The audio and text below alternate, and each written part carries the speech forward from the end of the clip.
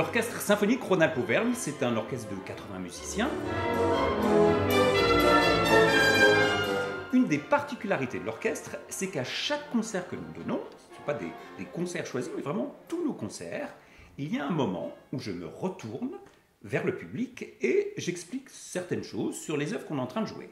Et à un moment, arrive la police avec son sifflet. Et là aussi, le sifflet fait partie de la musique. On ne peut pas jouer West Side Story si on n'intègre pas le son du sifflet. Alors, je pense que vous avez déjà entendu un sifflet dans votre vie, mais quand même, on va vous faire entendre le sifflet symphonique.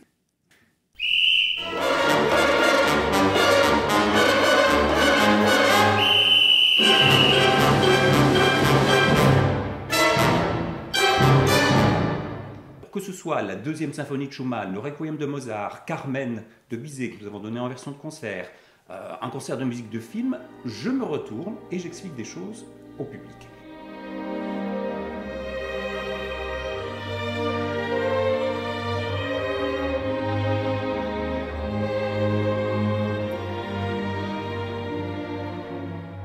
Et évidemment, le grand intérêt, c'est que l'orchestre est présent.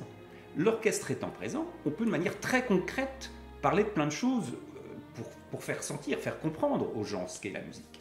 Par exemple, une fois, nous avions donc un concert de musique de John Williams, et je m'étais imaginé comment John Williams, peut-être, avait composé son célèbre thème de Harry Potter. C'est-à-dire, je l'imaginais dans sa propriété à Los Angeles, au piano, essayant...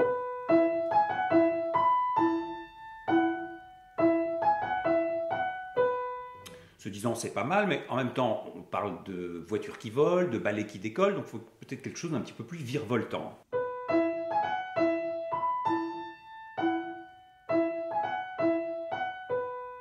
Il dit on s'en approche, mais est-ce que ça fait mystérieux? Parce que c'est quand même mystérieux l'histoire d'Harry Potter. Donc je dis je vais peut-être le mettre en mineur. Vous savez, en mineur c'est la même chose, mais triste.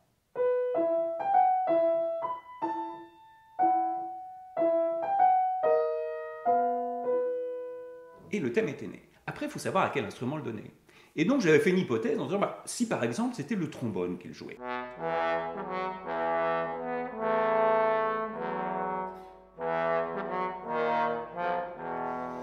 Et de toute évidence, le trombone, ça raconte pas un petit enfant, de la magie, ça raconte plein d'autres choses, mais pas ça. Donc, on avait après donné à l'instrument qui était l'instrument de l'orchestration originale, le Célestat.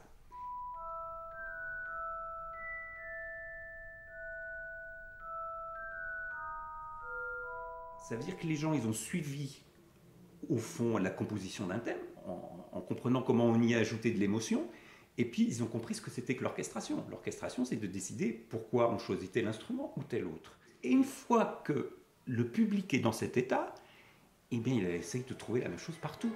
Et ça, si on y arrive, on est très heureux.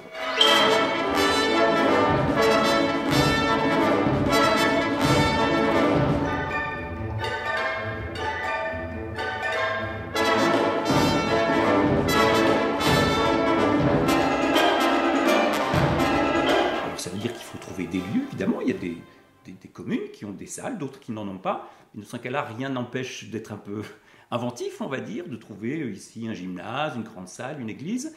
Nous